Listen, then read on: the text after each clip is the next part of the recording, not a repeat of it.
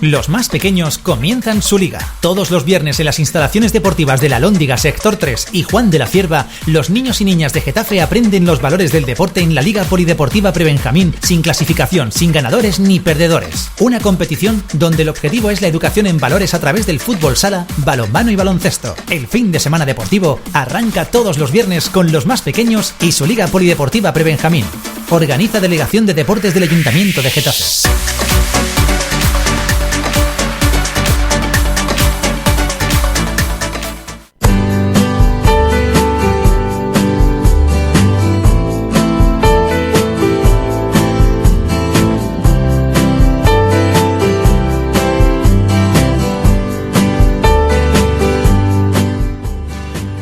11:05 de la mañana, a punto de comenzar una entrevista casi de altura, podríamos decir.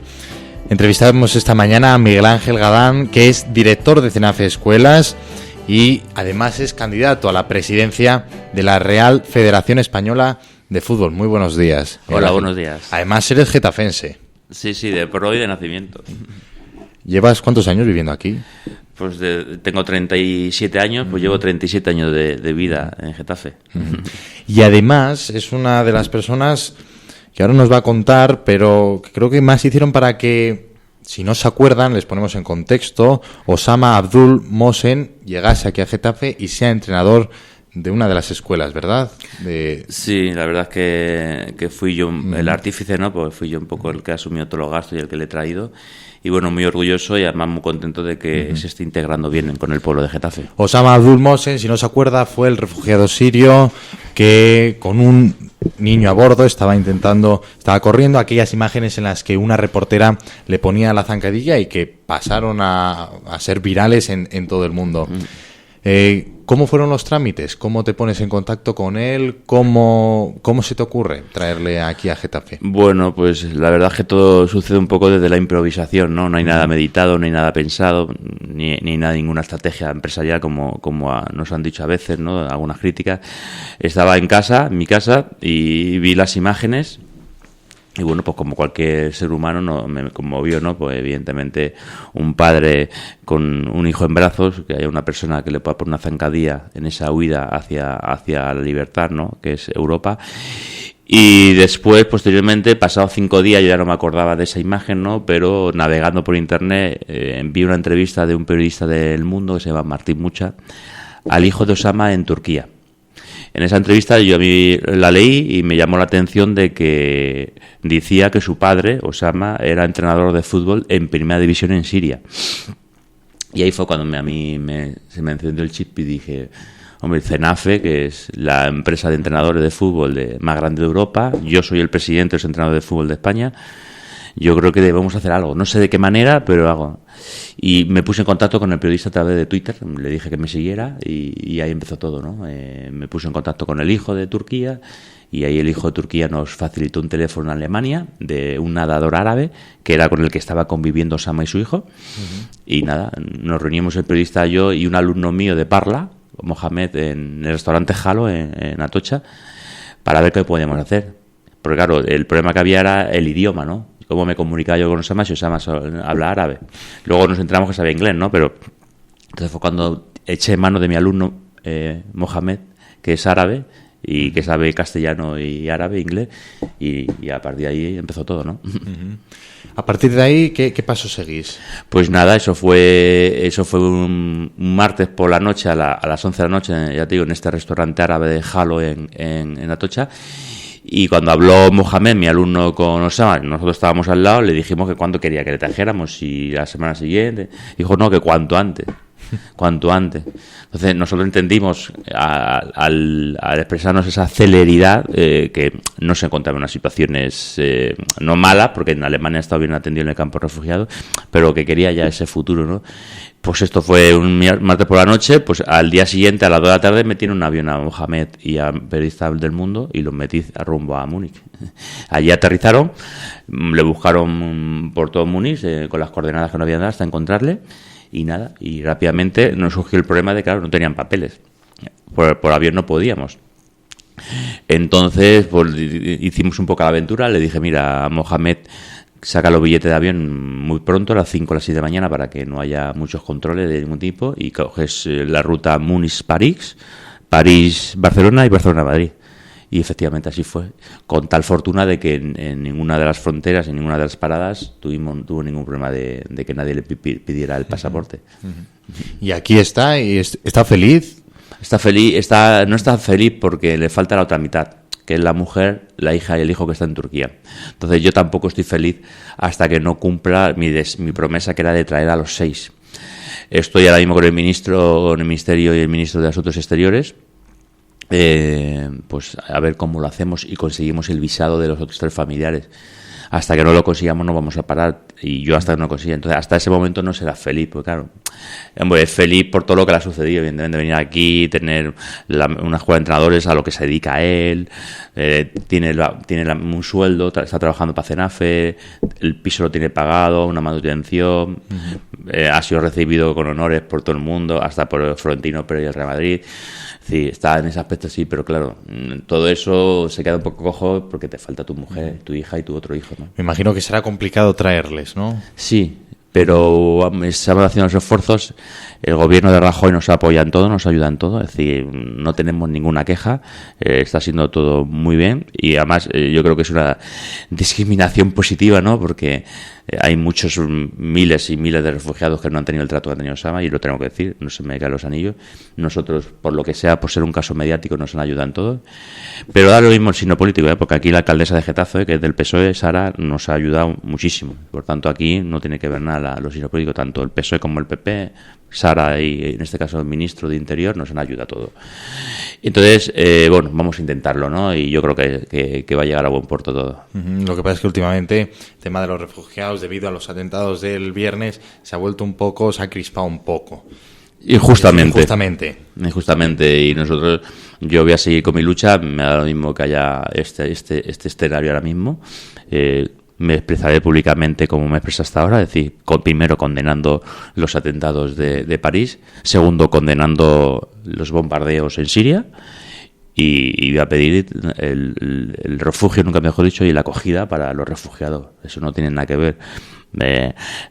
Lo que pasa es que mucha gente intenta aprovechar este momento para confundir, y sobre todo la extrema derecha, diciendo que entre los refugiados se cuelan terroristas, ¿no? Bueno, y por el aeropuerto de Barajas con pasaportes se han colado muchos, y por tren y por la valla de, es decir, eso es sin sentido, no se puede.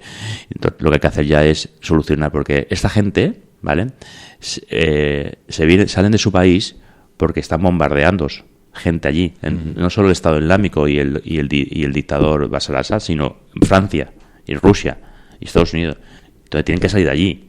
No sé, Osama era una familia de clase media alta, sabe inglés, tiene carrera universitaria, era entrenador profesional. Sí, salió con su hijo y su otro hijo por un lado, y la mujer y la hija se fueron por otro lado. Y uno acabó en Turquía y otro acabó en Alemania. Es decir, eso no se hace por gusto, es decir, no se hace por nada. Es decir, ellos, si no hubiera habido eso, seguirían en Siria. Por tanto, hay que utilizar un poco, yo creo, que la empatía, ¿vale? Y no puede haber tampoco ni muertos de primera ni muertos de segunda. Es decir, igual de graves son los muertos de París como igual de graves son los muertos de Siria.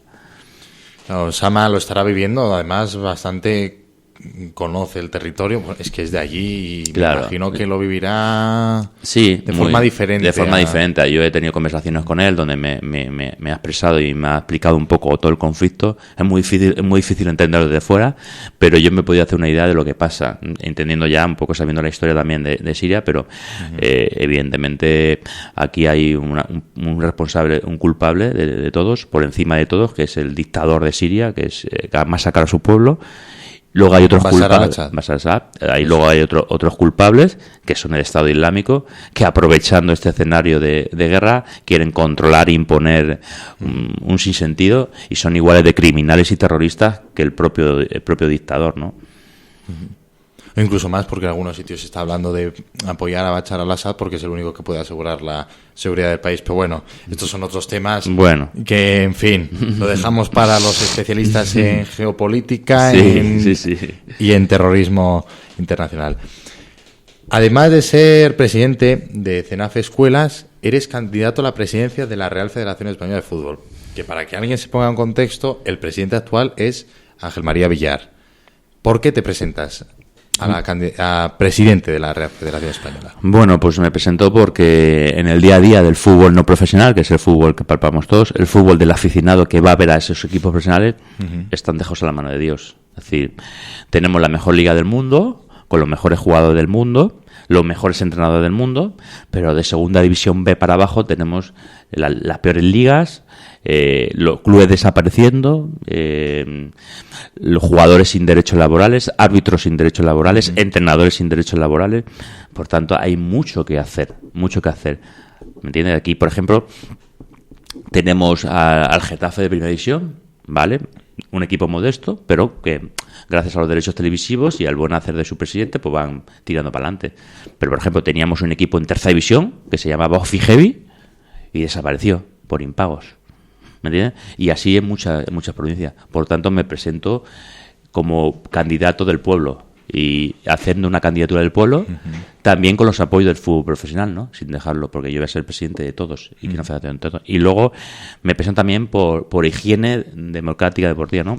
Porque la legislatura eterna que tiene Ángel María Villar... ¿Cuántos años son ya? ¿Más de 28? 28 años. Yo la defino siempre como una dictadura y a él como un dictador. Mucha gente me dice que como digo esas palabras, que exagerado, digo no. Si entendieras y vieras las cosas que han sucedido, podrías saber por qué digo estas palabras, ¿no?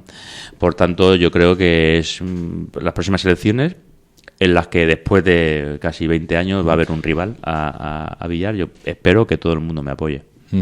Lo que pasa es que, claro, el hecho de defender la segunda B, las divisiones de segunda B para abajo, no sea muy popular ni llame mucho la atención, ¿no? Pero sí, a través de medios de comunicación sí, eso sí es verdad. Pero a través de votos son los que te hacen ganar las elecciones. Porque Villar siempre ha ganado las elecciones no por el fútbol profesional, sino por la gente del bote de abajo. Es decir, en las últimas elecciones que se presentó Gerardo González, que era su exsecretario general de la federación, pues el voto profesional fue todo para Gerardo, toda la LFP votó, menos Barcelona, que a última hora se echó para atrás en Laporta. ¿Y por qué ganó Villar? Porque los presidentes de las territoriales, de las federaciones territoriales, son como sus mini generales que consiguen los votos territoriales. ¿Nos puedes explicar un poco cómo va el modo de votación de mira, estas elecciones? La asamblea la componen 180 miembros, ¿vale? De los cuales 107 corresponden al fútbol no profesional. ¿Qué es el fútbol no profesional? Todos los equipos de categoría nacional, que son Segunda División B, Tercera División, fútbol femenino y fútbol sala, ¿vale? Y ahí quien votan los clubes, los entrenadores, los árbitros y los jugadores, los 4 estamentos. Luego los otros votos, que son 63, aquí va a ser una cosa curiosa, que es antidemocrática, por eso te digo que está todo. Luego hay 20, de esos 180 votos, hay 20 votos que son natos. ¿Qué quiere decir? Que no se votan, que ya salen elegidos sin elecciones, que son los 19 presidentes territoriales y el presidente en sí mismo. Por tanto, esto es una antidemocracia y lo regula el propio gobierno, que ya se lo he dicho al secretario de Estado del Deporte, que cómo puede suceder esto en el siglo XXI. Como si al Congreso de Diputados hubiera ya 20 escaños que por, no sé, por experiencia, por lo que sea, nadie los eligiera, estuvieran ahí. ¿Qué pasa? Que cualquiera que se quiera presentar ya empieza con 20 votos en contra, porque salvo algunos presidentes descontentos territoriales, casi todos los presidentes que llevan igual 20 años cada uno, en Madrid Temprado lleva 32 años, pues todo el mundo tiene su puestecito en la española. Temprado, el de Madrid, es presidente del fútbol femenino de España, pues tiene su dieta, tiene su historia. Entonces, muy difícil es que cuando llegue la hora de votar, Temprado vaya a votar un candidato que no sabía. Entonces, evidentemente, hay que conocer muy bien la entramada electoral para poderles ganar. Por tanto, yo he confiado todo mi voto en el fútbol no profesional porque son 107 votos los que me pueden dar las elecciones. Entonces, sería la mayoría para investirme a mi presidente. José Luis, buenos días. Buenos días. Se une a la mesa. Me he unido porque el tema es muy interesante. Sí. Me ha quitado la pregunta porque yo creo que es muy importante explicar a la gente, porque si no la gente no es capaz de entenderlo. Hablabas del secretario de Estado del Deporte porque al final, es decir, porque cualquiera pensaría y diría, bueno, pues esto lo han hecho el chanchullo, pues llamarle así, más claramente, entre los del fútbol, pues para tener ahí eso, pero está regulado por ley. Sí, hay un Real Decreto que regula los procesos, una orden ministerial que regula los procesos electorales en España, que va a ser modificada en diciembre. Insuficiente la modificación, han corregido algo que te lo voy a decir ahora. han quitado asambleístas a los árbitros y no lo han pasado a entrenadores. La gente ha considerado como un guiño del gobierno a Miguel Ángel Galán, a mí. ¿Por qué? Porque evidentemente si quitas votos a los árbitros, que los tiene manejado Villar por la amenaza de si no me votas, y descensos, ¿no? Y me lo dan los entrenadores, que yo lo que manejo en España, pues soy el presidente, pues eso es que la gente cree que es un guiño al gobierno a mí para conseguir más votos, ¿no? Pero eso es insuficiente. Habría que modificar, primero quitar los votos natos, es decir, los presidentes no tienen por qué tener un voto nato, y muchas más cosas que habría que... Entonces sí, es un problema que viene también del Consejo Superior de Deportes, ¿no? Claro, porque esa red luego, que muy bien explicas, luego se extiende a las federaciones territoriales. Sí. Es decir, el modelo sigue siendo el mismo y luego se extiende a las federaciones territoriales. Claro. Y bueno, hablabas del caso de la Federación Madrileña, en el cual, pues es el caso de gente que lleva también 3 décadas en posiciones federativas, sí. Con lo cual, evidentemente, mucha gente cuando, bueno, hemos tenido algunas otras discusiones, pues aquí ha habido más gente que ha estado en el Consejo Superior de Deportes, y cuando dices que las federaciones deportivas, en la mayoría, no son democráticas, se llevan la mano en la cabeza con lo que tú dices de dictadura, pero creo que lo has explicado perfectamente. Bien, o sea, no se puede considerar democrático. Nada. Yo lo digo, lo he dicho públicamente y no tengo ninguna demanda de nadie, y lo sigo diciendo. En las federaciones españolas de fútbol hay una gran dictadura, que es la Federación Española de Fútbol, y luego hay 17 mini dictaduras. Esto es como la época de Franco, y luego tenían sus generales, Milán del Bosco y Podellano. Esto es lo mismo, porque todos llevan más de 30 años. Por tanto, ¿cuál es mi estrategia para ganar? Es inútil, y así le pasó a Gerardo González en las últimas elecciones, intentar convencer a los presidentes territoriales. Gerardo González en las últimas elecciones, muchos votos del presidente se lo prometió, cuando llegó a la investidura en la sala, se echaron para atrás. ¿Por qué? Porque son los presidentes, son los generales de la territorio. Sí, porque por mucho que tú le propongas, el otro le puede proponer claro, más mañana. Y a mí me dice, ¿por qué no te reúnes con los presidentes? Digamos, es que pierdo el tiempo. Primero, porque ¿cómo voy a reunir con Vicente Temprano en Madrid si le he quitado la formación de entrenadores en Madrid? Si antes tenían ellos 1.000 alumnos y yo 100, y ahora yo tengo 1.000 alumnos y ellos 100. Entonces es imposible un diálogo porque ellos están en contra mía para quitarme alumnos. Eso ya para empezar. Segundo, no puede ser, porque él haga lo que haga Villar. Es decir, ahora le sancionan y dicen, mi nombre ha quedado limpio. Pero bueno, ¿pero en qué país vivimos? Te han sancionado por no colaborar con el Comité de Ética de la FIFA y dices que tu nombre queda limpio. Porque dicen que no lo han inhabilitado, que ha sido por decir manda cojones, perdón, una expresión, no sé, pero tan sancionada y muchas más cosas. Por tanto, yo lo que he hecho, la estrategia que voy a utilizar es poner, y ya tengo puesto en cada comunidad, una candidatura, ¿vale? Y un director de candidatura de Miguel Ángel Galán, que normalmente suele coincidir con mi sede de CENAFE. ¿Por qué? Porque allá yo en Madrid, Barcelona, Elche, CENAFE es más fuerte que la federación. Por tanto, voy a competir en cada comunidad con el territorial de turno. Es decir, como ganar territorios sí. Para poder ganar luego. Es que no hay otra fórmula. ¿Y cómo vas a conseguir el voto del fútbol modesto? Es decir, sabemos que, bueno, lo que lo has explicado, que está muy abandonado, pero ¿qué le promete Miguel Galán al fútbol modesto? ¿Cómo va a poder cambiar el fútbol español si Miguel Galán fuera presidente? ¿Y cómo va a beneficiar al fútbol modesto? Pues mira, te comento, tenemos muchísimas propuestas electorales en la página web www.miguelangelgalán.es. Puede la gente verla. Además hay unas propuestas ciudadanas, pero yo creo que la propuesta estrella, aparte de limitar el mandato a 8 años, que eso va a ser cambiando el estatuto, nada más entrar yo, para que no se vuelva a producir pues lo que tengo es un plan de choque aprobado y elevado a público en un notario aquí en Getafe, precisamente, en la calle Madrid, donde yo, si salgo presidente, voy a dar a cada club de tercera división y segunda división B y primera Superliga femenina y primera y segunda división de fútbol sala 50.000 euros de subvención por cada club, ¿vale? Es un plan de choque, es un rescate al fútbol no profesional. Y está firmante notario y además está comprometido mi mandato. Es decir, que si no lo hago en eso, me van a hacer una moción de censura y me puedo ir. Además, yo dimitiría. Por tanto, está comprometido. Ese plan de choque, estamos hablando de 25 millones de euros. De momento no va a ser anual, sino que es un plan de choque único. Por tanto, un equipo de tercera división, yo qué sé decirte, el Pinto o el Parla, pues recibir 50.000 euros, yo creo que es un rescate. Y además no vamos a hacer, voy a dar 50.000 euros al presidente y le dice, dame una cuenta y le meto 50.000 euros, porque eso podría conllevar también corrupción en los clubes, porque en los clubes también, como en las federaciones y de todo, no, cada club va a tener en la federación una cuenta de 50.000 euros. Y, por ejemplo, en tercera división, al inicio de liga, las 24 o 25 fichas de tercera división, para poder competir, pues estamos hablando de 9.000 euros casi, ¿vale? Los arbitrajes en tercera división al año en casa son 11.000 euros. Por tanto, este plan de choque que se puede consumir en 2 años, pues se van a ir cogiendo de esa cuenta. Es decir, en vez de ellos con la ficha ir con dinero, lo que van es con la ficha. ¿Cuántos son 9.000 euros? Se le resta de su cuenta. Los arbitrajes... En vez de que manejen el dinero directamente, digamos que es una ayuda para que vaya poco a poco y de esa manera que no se pueda despilfarrar ese dinero, ¿no? Los arbitrajes, las sanciones, y se van quitando. Y de tal manera que en 2 años todo el mundo se habrá consumido su saldo.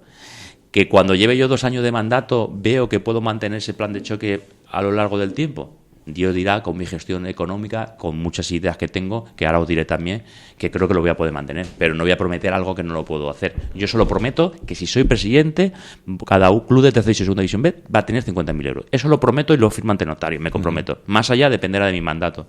Sí, porque al final, cuando siempre hablamos cuando vienen los políticos les preguntamos que dónde van a sacar el dinero de sus propuestas. En tu caso sería lo mismo, porque además todos sabemos que el fútbol ingresos tiene y que el fútbol otra cosa no, pero genera dinero. Es uno de esos negocios que genera dinero. Es que a mí me parece una pregunta lógica y que me han hecho muchos clubes y es normal. Oye, tú prometes, pero dime dónde vas a sacar el dinero, porque 25 millones de euros no estamos hablando de dinero. Vale, muy bien, pues yo te lo voy a explicar cómo. Tengo muchas fórmulas, pero las dos más seguras es los propios presupuestos de la Federación Española de Fútbol, que este año pasado han sido 146 millones de euros. Tú te pones a ver los presupuestos de la Federación Española de Fútbol de 146 millones de euros y hay casi 40 millones de euros que se utilizan en cosas que no tiene que ver nada con el fútbol, ni con el fútbol modesto, ni con el fútbol profesional, ni siquiera. Hay cosas que cuando las ves dices, bueno, esta partida de 2 millones de euros, ¿por qué? Vale, eso es una vía, es decir, reutilizar bien el presupuesto de la organizar el gasto, ¿vale? Otro, la Federación Española de Fútbol, y que lo sepan todos los oyentes, tiene un fondo propio que se llama Fondo Social, actualmente en una cuenta de 70 millones de euros, que se tiene que utilizar para gastos propios federativos o cualquier otra cosa. Por lo tanto, yo creo que mejor situación ahora para disponer de ese dinero, si es necesario, no en ningún momento. De tal manera que el Fondo Social, si yo cojo 25, se quedaría con 45 o con 40. No habría ningún tipo de problema. Por tanto, hay esa garantía. Y luego muchas más fórmulas. Desde negociar con la Liga, con Tebas, negociar de qué manera podemos ceder competencias del fútbol profesional a cambio de dinero al fútbol modesto. Es una vía. Por lo tanto, yo te cedo competencias, no solo que seas el primera liga, sino controla los árbitros de primera, controla los árbitros de segunda, controla la competición, controla eso. ¿Tú qué me vas a dar a cambio? En dinero. Y eso dinero. Hasta patrocinios que no se tienen en cuenta. Y, es decir, hace poco Villar está involucrado por presuntamente conseguir votar a Qatar a cambio de buscar patrocinio para la camiseta del Barcelona. ¿Vale? Oye, pues en vez de pringarte por el Barcelona, hazlo bien, sin voto de por medio ni nada, e intenta conseguir un patrocinio de esos países para la camiseta de la selección española de fútbol, ¿vale? En vez de 40 millones para el Barcelona, pues 20 millones, y ya tengo mi plan de choque hecho, y ya tengo ahí. Y claro, saltará el de turno ya, pero sabrás que por un artículo de la FIFA está prohibido llevar publicidad en las camisetas de selecciones nacionales, ¿vale?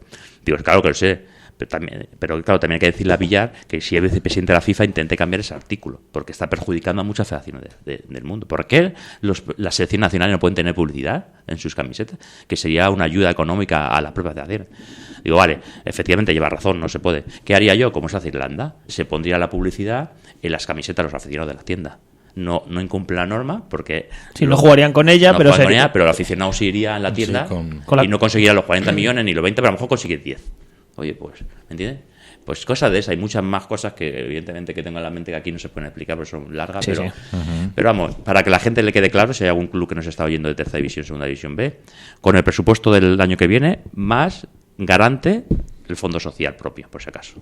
Y esa relación, has hablado de la relación con la Liga de Fútbol Profesional, que tanto se habla de que no existe esa relación entre actualmente el señor Tebas y el señor Villar. Sí, es inexistente. Esas relaciones... Hombre, se retomarían. Yo tengo no amistad, pero buena relación con Javier Tebas, y con el Consejo Superior de Deportes igual. Tengo buena relación, se retomarían, ¿no? Con mis exigencias, porque se ha comentado últimamente que a lo mejor Javier Tebas presenta otro candidato de la Liga, incluso se habla del propio Miquel Cardenal, el secretario de Estado para el Deporte. Bueno, son cosas que hacen. Yo estoy ahí, yo me voy a presentar, se presenta, y cualquiera que se presente y quiera hablar conmigo para una posible agrupación de candidaturas, que estoy abierto a diálogo, tendría que hablar conmigo y pues aceptar mis exigencias, que son de un nivel altísimo. Por tanto, no se piense nadie, ni de la Liga, ni Tebas, ni nada, de que vengan y me digan, Miguel Ángel, voy a presentar, yo que sé, por ponerte un ejemplo, a Emilio Butragueño a presidente por parte de la Liga. Vienes de secretario general o de vicepresidente primero. Venga, no. Eso también. Sí, evidentemente, no voy a renunciar a ser presidente para quedarme en mi casa. Si me renuncio a ser presidente, porque luego voy a estar con esa candidatura. Pero todo lo que tengo detrás, que me comprometió. De proyecto. Firmado ante notario también. Voy a cumplir estas propuestas electorales que lleva Miguel Galán. Porque si no, traicionaría el fútbol modesto. Y yo no, en mi vida, mi objetivo no es ser presidenta española. Es decir, me encantaría para yo el fútbol modesto, pero no es una cosa que yo esté obsesionado y diga voy a hacer esto, quiero ser. Pues yo, ser presidente de una escuela me reporte la misma beneficio interior que ser presidenta española. Es decir, lo único pues que la presidenta española pues te da mucha más representatividad a nivel internacional, pero entonces lo que quiero es, soy un fiel convencido del fútbol modesto, porque lo he vivido, porque yo he sido de los que aquí empecé a entrenar aquí en Getafe con 14 años, en los campos Juan de la Cierva, en tierra, cuando se inundaba, no se podía jugar, tenías que jugar con barro, en los campos la Alhóndiga. Por tanto, yo he vivido aquí el fútbol modesto con el Tarragona, con el Rayo La Cierva, con el Alhóndiga, con el Getafe Olímpico, en equipos que yo he estado de entrenador y de jugador, antes de llegar luego a equipos más grandes. Por acabar un poco con el tema de cómo está estructurado, han aparecido en los medios de comunicación, hablabas tú ahora del tema de la FIFA, de Blatter, de Platini, o sea, toda esa estructura que al final sigue creciendo y que sigue, y que parece que es que la cuestión no es que sea un problema por abajo, si le queremos llamar así, como tú nos has explicado muy bien, en el caso español, en el caso eso, sino que es un caso que se extiende a nivel internacional con el tema del fútbol, en algo que es tan no sé cómo decirle, sino tan importante, ¿no? Tan mediático por lo menos como es el fútbol a nivel internacional. Se ha llevado a plantear cuestiones incluso con el caso de Blatter y de Platini, hablando de geopolítica, hablando de los intereses pues de Rusia o de Qatar a esos niveles que están influyendo en las decisiones de un organismo que debería ser, pues es que no sé si debería ser público o por lo menos más abierto dentro del fútbol como es la FIFA, ¿no? Sí, es un problema que no solo es del fútbol de abajo, dijéramos que son dos problemas separados. Es decir, el problema del fútbol de abajo no es el problema del fútbol de arriba. El problema del fútbol de abajo es que no llegan a fin de mes y no tienen recursos económicos, ni subvenciones, ni propuestas de tu patronal para poder salir adelante y pagar los sueldos de los jugadores, de los entrenadores, los arbitrajes, la ropa deportiva de los niños, de la escuela. Y el problema de arriba es la corrupción. Es decir, la corrupción pura y dura. Es que unos países quieren organizar un mundial y necesitan unos votos y lo compran con millones y millones de euros. ¿Me entiendes? Eso es. El presidente de la FIFA le paga al presidente de la UEFA un dinero por un trabajo que nunca ha realizado o que ha realizado a medias, como está pasando ahora, ¿no? Es que el vicepresidente de la Federación Española, el señor Padrón, pues su hijo tiene una empresa en Canarias que se llama Amanecer Latino y hace cosas para la Federación Española de Fútbol que luego no se hacen y ha habido un proceso contra eso y hay cosas, pues eso, corrupción, entonces, y no lo digo yo, el Tribunal de Cuentas y el senador Sampere lo ha dicho, ¿no? Que en la Federación Española de Fútbol hay corrupción. Entonces, en un reportaje que hubo la equipo de investigación en La Sexta. Entonces, pues ese es un problema, una lacra que hasta ahora la habíamos descubierto en la política convencional y que de unas fechas para atrás, en estos meses, la hemos descubierto también en la deportiva. Por tanto, igual que está pasando con la política nacional, convencional, que se está intentando meter a la gente en la cárcel y solucionar, pues ahora le va a tocar a la deportiva también. Por tanto, también le va a tocar a la deportiva el cambio político, ¿no? Si en la política convencional han salido a escena políticos como Albert Rivera, como Pablo Iglesias, y ha puesto contra las cuerdas al bipartidismo, que lleva tantos años como Villar, pues no es ninguna utopía que en la política deportiva haya sido una persona como Miguel Ángel Galán que vaya a poner contra las cuerdas a Ángel María Villar, y intentarlo además. Bueno, si una es difícil, si la de romper el bipartidismo estamos viendo que es difícil a nivel político, la otra, por las condiciones electorales que tú nos has explicado, parece más complicado. Sí. Yo te he leído, porque te sigo en Twitter, y te he leído, bueno, pues hablando de esos campos, porque me recordaba ahora cuando hablabas del famoso caso de Padrón, de Canarias, de aquellos campos de fútbol que tanto se habló, cuando hay campos en España que no reúnen las condiciones, y que incluso la Federación Española de Fútbol podría tener recursos para, en muchos casos, en muchos sitios donde, bueno, pues a lo mejor no son ayuntamientos como puede ser el nuestro, que bueno, por presupuesto más o menos se puede empezar a permitir hace tiempo invertir en esas instalaciones, pero hay sitios donde hay que ayudarles en ese fútbol modesto, que a lo mejor, pues estoy hablando de Extremadura, Andalucía, de Castilla y León. Extremadura sobre todo. Mira, yo llevo una propuesta también, que es una propuesta general, en la que me comprometió en mi mandato a poner los campos de hierba en toda España, de tierra, ¿vale? Y dice la gente, joder, claro, ¿y cómo? Siempre estamos por ahí, ¿cómo? Pues vamos a ver, la Federación Española de Fútbol lleva 3 años, el señor Villar, rechazando una subvención del gobierno de la quiniela. ¿Por qué? Porque como le han pillado con las manos en la masa, dice, yo no quiero ahora recibir subvenciones porque si no voy a tenerme que someter a auditorías. Pero en estos 3 millones ha perdido 6 millones de euros. ¿Sabes en qué iba dedicado siempre ese dinero? A invertir en instalaciones deportivas de todos los campos de España. Y la ha renunciado y lleva 3 años sin recibir esa subvención. ¿Por qué lleva usted sin recibir esos 5 millones de euros?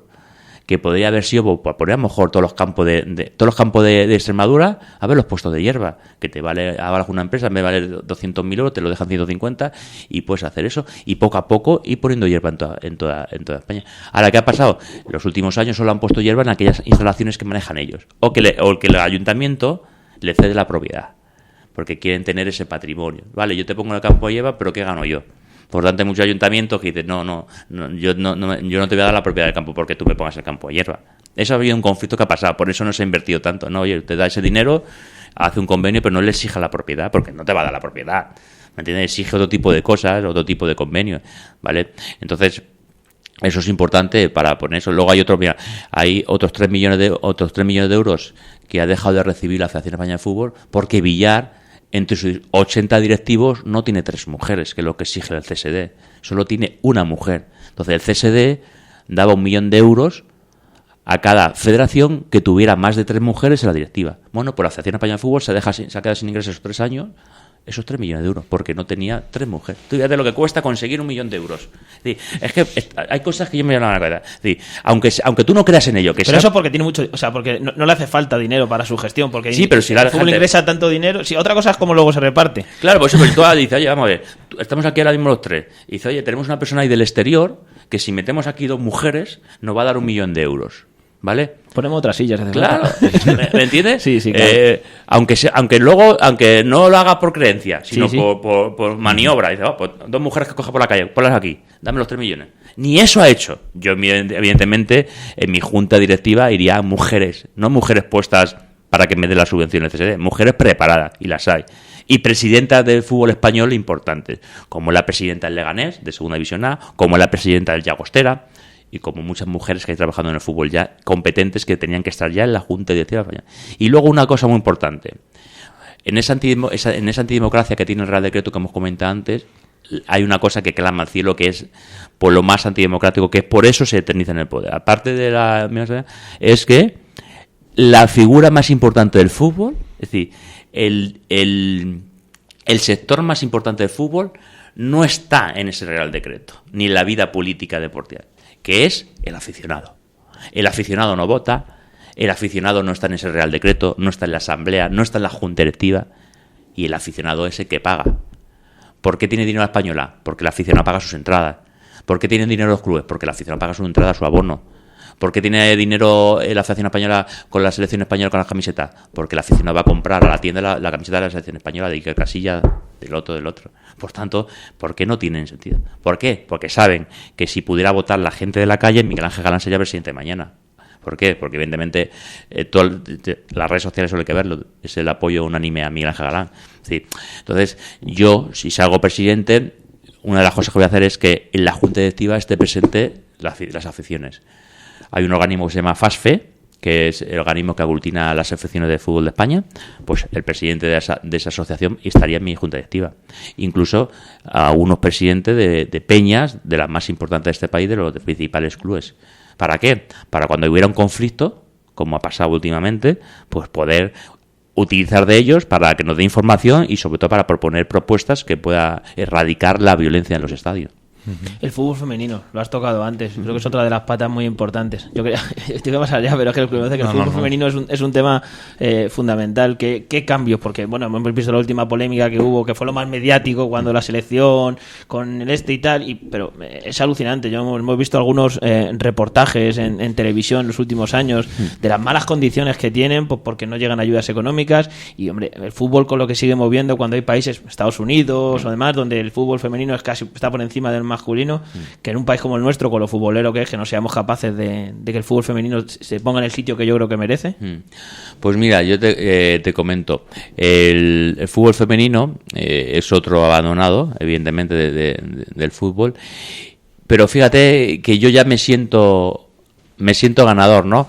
Porque, mira, hasta yo presenté mi candidatura en enero, ¿vale? Pues tú tiras de hemeroteca en la red social, en Google. Bueno, pues hasta enero, bueno, hasta marzo, hasta esa época, tú empiezas a meter fútbol femenino, cosas, y no estaba por ningún lado.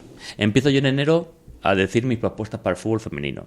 Empiezo a comunicarme con Vero Boquete, con la selección nacional, yo fui uno de los principales que me convoqué con ellas y me explicaban todo lo que estaban pasando con Quereda.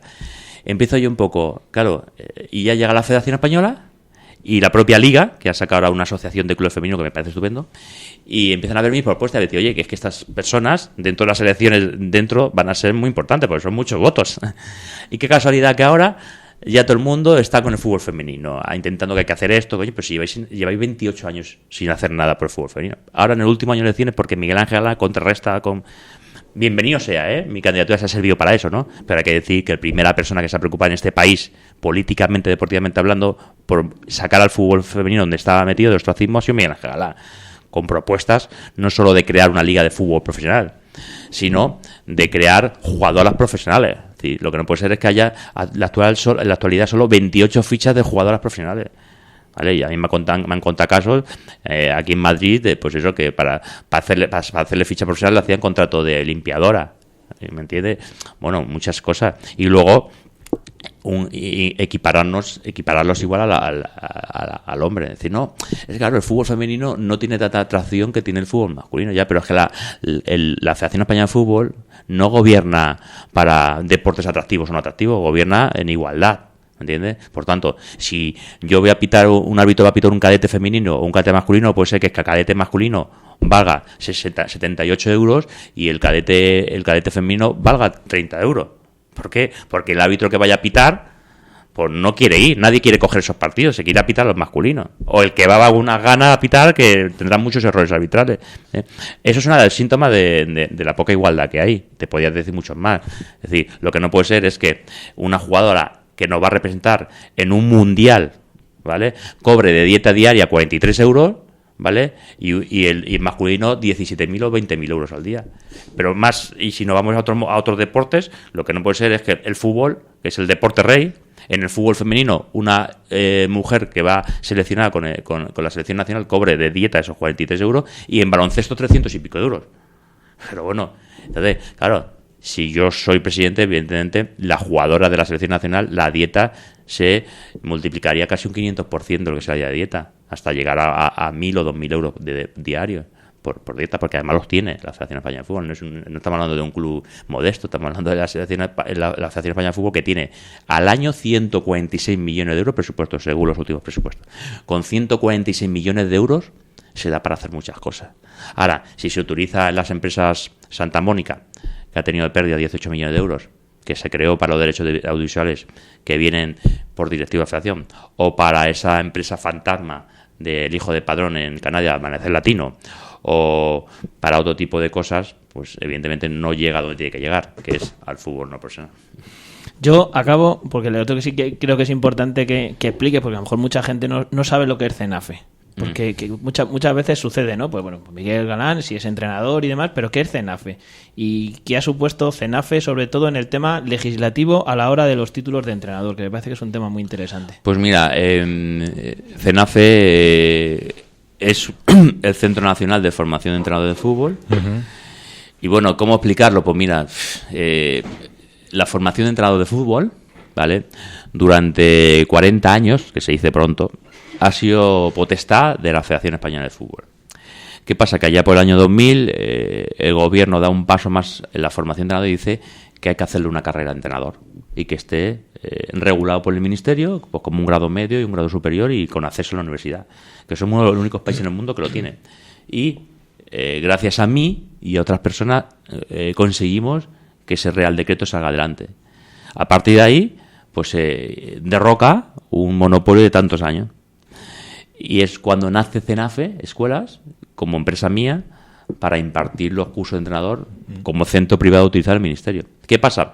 Que en ese camino pues te encuentras con las trabas de la propia Federación Española, que no quiere perder el monopolio de la formación porque son muchos millones de euros.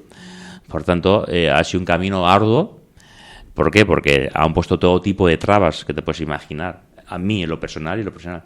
¿Qué pasa? Que después de mucho esfuerzo, pues actualmente CENAFE es el centro de entrenadores más grande de Europa. Aquí en Madrid, pues ya te digo, tenemos 600 y pico entrenadores ya este año y la federación tiene 100, por ahí, si llegan. Por tanto, CENAFE ahora mismo, pues innovamos, tenemos una bolsa de trabajo particular, damos trabajo, damos una formación de calidad. Entonces, CENAFE Escuela, entre muchas cosas, aparte de formar, defiende a los entrenadores. Todos recordaréis el famoso caso Zidane, en la que yo pues denuncié a Zidane por no tener titulación. Pues eso es un caso más de defender a los entrenadores, ¿no? Al entrenador de fútbol modesto, ¿no? Si todo el mundo tiene que tener un carnet para poder ejercer, Zidane o Messi o Cristiano Ronaldo no van a ser menos, ¿no? Y afortunadamente me dio la justicia la razón y entre esas cosas también reclamamos derechos de entrenadores, ¿no? Creo que el presidente de la Federación Española de Fútbol no tiene competencia en este aspecto. Bueno, creo no, estoy seguro, pero ¿qué opina Miguel Ángel Galán de los horarios de los partidos del fútbol? Que dan mucho que hablar, sobre todo a los aficionados. Por eso, mira, por eso es importante que el aficionado esté presente en la asamblea y en la junta directiva y que tenga protagonismo, porque se podría trasladar al aficionado las explicaciones que da la Liga, que no sé por qué razón el departamento de comunicación de la Liga, de Javier Tebas, no sabe proyectar ni explicaciones ni la imagen de Tebas, porque Tebas hace que no es muy querido como Villar, pues hace cosas buenas que no se le sabe. Entonces hay que decir a los aficionados, vamos a ver, este año hemos pasado de 700 millones de euros de reparto televisivo a 1.000 millones. Eso no sucede porque llegue aquí y diga, oye, ahora me van a dar 1.000 millones. Eso sucede porque la Liga negocia con unos países en el que van a dar más dinero a cambio de los partidos. ¿Qué pasa? ¿Qué te exigen esos países? Pues en qué franja horaria tienen que ir los partidos. Entonces, hay que compatibilizar el querer tener esos dineros televisivos con el horario del aficionado, que no afecte encima también al fútbol. Y eso es muy complicado. Es muy complicado. Pero hay que explicarse al aficionado y decirle, oye, tu club, ¿vale? Yo qué sé, el aficionado del Málaga o el aficionado del Madrid, decirle, tu club es el que la asamblea de la Liga, donde están todos los equipos profesionales, es el que decide y da el sí a esos horarios. ¿Por qué? Porque esos horarios le conlleva mucho reporte económico. Por tanto, evidentemente lo que no podemos hacer es que si China, por ejemplo, que da mucho dinero a España, tiene un horario de un partido donde allí son las 5 de la tarde, pero aquí son las 12 de la mañana el domingo, y ellos quieren darlo en ese horario, si no te dan esos millones de euros, o aquí hay dos, o dejamos de ingresar dinero por televisivos, o ponemos los horarios como antiguamente. Entonces, ¿quién le pone cascabel al gato? Se une Alberto Gasco, director de Getafe al Día. Muy buenos días. Buenos días.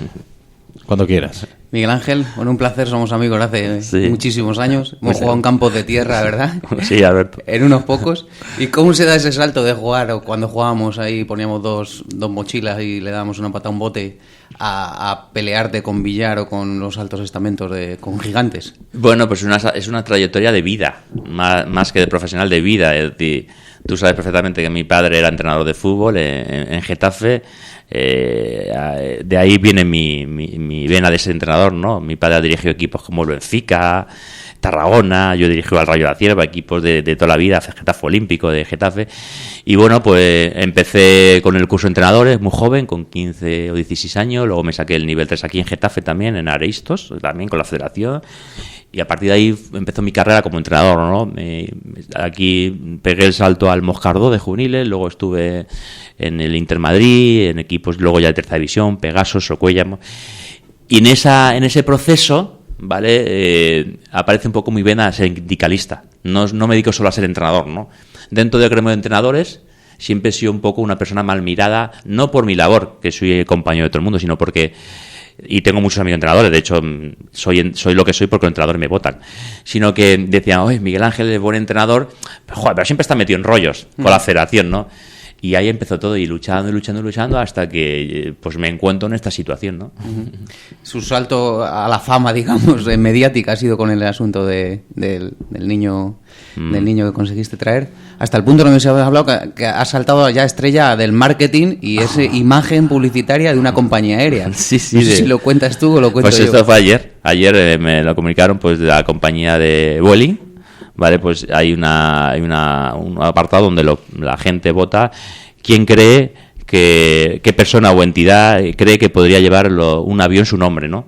Y la gente ha elegido a Miguel Ángel Galán. Y ayer me lo comunicaron, que ya salió, ya me hicieron el vídeo hace tiempo, pues que un avión de Vueling va a llevar mi nombre, Miguel Ángel Galán. ¿Qué supone eso para ti? Bueno, pues yo qué sé, primero una cosa contradictoria, porque tengo pánico a los aviones. Y segundo, pues bueno, no sé de qué manera me puede ayudar eso y puede ayudar a los refugiados, ¿no? Yo les había propuesto hacer algo más, pero decían que no, que tenía que ser la persona, ¿no? Digo, pues en vez de poner Miguel Ángel Galán, poner Osama Durmonsen, ¿no? O poner... Y entonces dijeron que tenía que ser yo, porque la gente había elegido a Miguel Ángel Galán. Y de hecho también el León el día 28 me van a dar un premio, el premio Desafío Solidario. Bueno, si todos esos premios sirven para decir ayuda a los refugiados, ahora más que nunca, en este momento de conflicto internacional, decir que los refugiados no tienen que pagar el pato de nada, y lo digo ahora, pues si todo sirve para eso y está bien canalizado esa fama, pues muy bien. Bueno, pues a mí también me gusta. Bueno, ¿algo más? No. Bueno, pues Miguel Ángel Galán, director de CENAFE, escuelas, candidato a la presidencia de la Real Federación Española de Fútbol. Mucha suerte.